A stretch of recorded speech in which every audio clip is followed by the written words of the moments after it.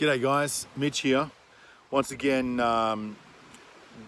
basically contacting you from Lonely Beach in Thailand. I'm here during the COVID-19 virus shutdown pandemic, and I wanted to give you a bit of an idea of another secret of the rich is how you use debt. Now, you might have been brought up thinking that debt is bad, that all debt is bad, and that you need to pay off that family home and you need to get rid of that and pay cash for things.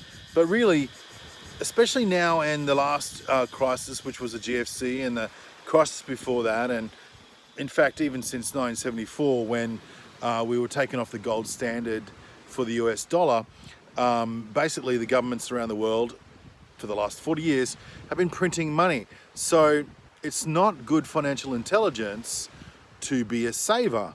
So if they're going to print more money, then why would you save?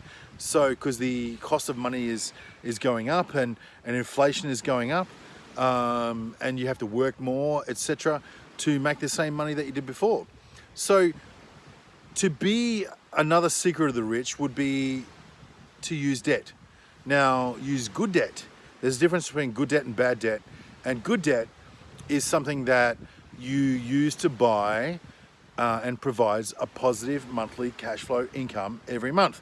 So you might be using a good debt to buy a house that's an investment property, and therefore that rental property brings in, a positive rental income or positive income after all expenses on a per month basis. And then maybe on a per year basis, it also gives you a better depreciation or tax advantages or tax offsets, as we call it in Australia. So are you using good debt or bad debt? Now, typically good debt would be something that you would use to buy appreciating assets that has a positive monthly income. Now, a lot of people think that all debt is bad, and they say, well, I'm gonna, up my credit card limit, or I'm gonna up my personal loan, or I'm gonna have a home mortgage and supersize my house because I know that's going up in value, etc., etc. But I can tell you now, we're probably going to experience about a 10 or 15%, maybe more in regional areas, decrease in real estate values over the next year, and then probably we'll come back with another bit of a boom. We were looking at a boom before the COVID virus 19, with auction clearance rates and interest rates so low. But now that everyone's sort of stopped employment and work, I think we're looking at a bit of a downtrend in the next 6 to 12 months, and then maybe an uptrend later on. But anyway, it doesn't matter, because a true investor or entrepreneur makes money in any market, whether it be going up, down, or sideways. So, think about it that way. Think about the positives here. So real estate's going to go down, so it's a good opportunity for you to buy. No one else is buying, it's a good opportunity for you to buy. So as long as you've got your cash flows sorted, you can work that out. You can do that. It's easy to do.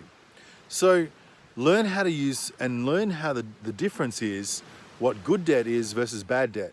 Now, bad debt costs you every month. It might be on a car loan or a boat loan or a credit card or a housing loan that you live in. But good debt is something that you invest in, and then that provides a positive monthly income every month at the end of the cycle of the month, i.e.